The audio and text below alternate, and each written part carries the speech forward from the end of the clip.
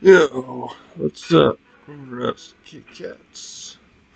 So, today, I want you to give me those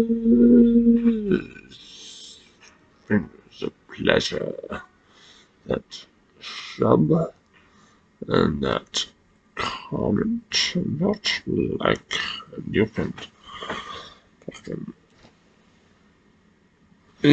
finger my never mind. Anyways, I'm going to talk about why I can do drugs and not get hungover. Well, I have a couple rules. Rule number one: don't drink alcohol, because that is the result of most hangovers, especially if you mix it with drugs. I can't drink alcohol because I'm on methadone, so I get hungover times 10. Last time I tried that, a couple of years ago, I was so hungover, I had to go find heroin and shoot it up just to feel better. Um, yeah, I stay away from it. Now, actually, no, that wasn't the last time. That was a couple of years ago. But I've drank casually since then. But like, I also can't sleep very well when I drink. So I cut that out entirely. But I substituted with GHB. Now, GHB, as long as you're not mixing it with something like Xanax or alcohol, you should be fine. No downers, no opiates, nothing like that. Ketamine, totally fine. From my experience, totally fine.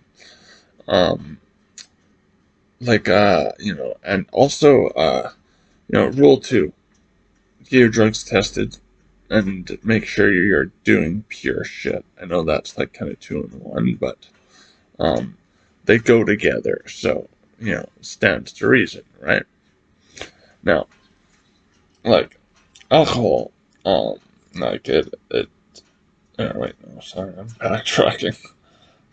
I'm tripping. Yeah, no, like my other rule is to drink at least a glass of water every hour. Uh, because especially if I'm doing something like ketamine, because of the hydrochloride nature of the salt makes you very dehydrated. So even then, I'll try to make it 2 glasses of water an hour. I also, I really strive to keep myself in good shape. I often work out while I'm tripping, and that's exactly what I plan on doing in just a little while. Um, yeah, I also will typically end the night with like a peanut butter sandwich, and I'll like cut up some banana slices and throw it on there so you get some protein, some potassium, the kind of stuff your system's looking for. And I take a B12 vitamin as well as 1,500 milligrams of vitamin C, because that allows, the vitamin C apparently allows certain molecules to be more accurately absorbed in your brain. At least that's what this guy I was supposed to do ibogaine with told me. He was an expert. He said, and this was when I was on Suboxone. He told me if I took vitamin C, 1,500 milligrams a day, that it would increase my opioid receptors' ability to accurately absorb the opioid particulates. So, being on methadone, I don't know if that uh, if it's attributable to that, but I do it anyways because there's also other health benefits. But at the same time, I also don't necessarily condone it because there also are people who have, weak livers and whatnot who just can't take that amount of vitamin C. Will overload their system. So I'm not recommending taking that much. I'd say maybe take 1,000 um, at the end of the night after partying, and make sure you have a good sleep afterwards. Sometimes if you can't fall asleep after tripping, that's why it's good to have a benzo handy. Pop a clonazepam or a Xanax. preferably something short-acting. If you can get your hands on temazepam or Haldol, even better. Not Haldol, sorry. That's an antipsychotic. No, that's the last thing you want. Um, Halcyon. Halcyon, but that's like an old school one. I've only ever encountered that once in my life, and it was like pretty good. I mean, it was what they based the Tislam off of. Um, Very similar. But just because it's short acting, you know, you're less liable to get addicted to it by using it all the time. And I often, like I took a little bit of a Tislam before I did the 4-ACO DMT a little while ago because I find my mind is super fast all the time and how my stream of consciousness works. But tryptamines tend to slow my brain down. Like with mushrooms, I don't really have to take a benzo beforehand, depending on the dose. If it's a high dose, I do, but like if it's like a gram and a half, then like I'm typically fine. But like otherwise, yeah, I like the sort of cycling of thoughts that tryptamines do. Like it just isn't palatable for me unless I take a benzo beforehand. Um,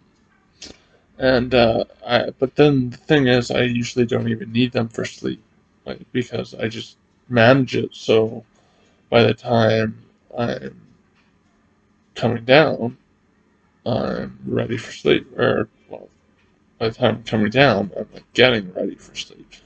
And then I just ask the hallucinogen to just help guide me into the subconscious mind, and it works like a charm every time. So just bear those things in mind. Sleep, no alcohol, drink lots of water, vitamins, nourish yourself. Like I love eating on psychedelics, so I will make like amazing meals on psychedelics. But like last weekend, not this weekend, but last weekend, I did 6 drugs, pure cocaine. Well, not pure, but because they can actually test for 99% pure, so it was at least 98% pure.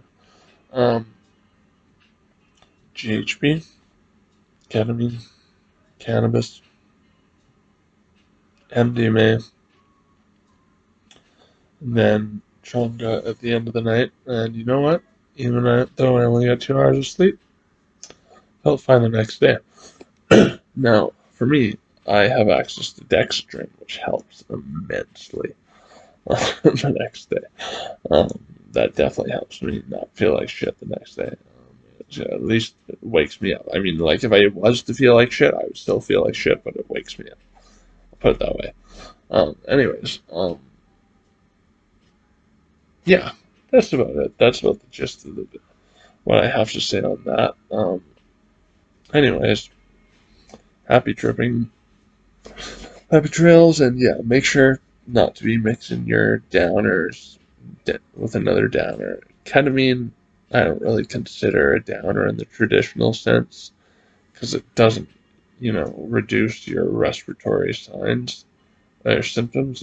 By downer I mean like a benzo or like an opiate or a booze or anything like that. Or an upper, and an upper is also considered like a good way to go into psychosis.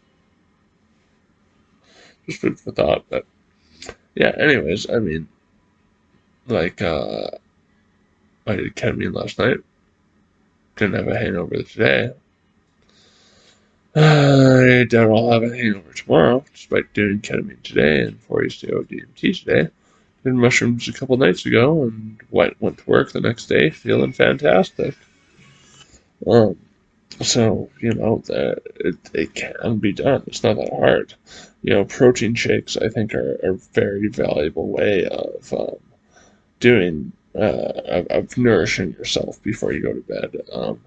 Because, yeah, as I said, my routine is I'll pop a handful of vitamins and I'll have some toast with peanut butter and banana slices, but that's just because I don't have any protein powder at the moment. Yeah, protein powder, great. And also, yeah, try to get some exercise while you're doing it. That'll help you greatly. Anyways, synthetic, not so spiritual shaming.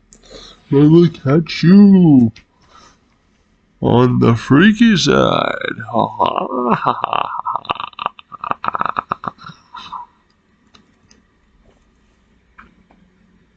I don't know what that was, but enjoy. Subscribe, fuckers. Subscribe. Subscribe.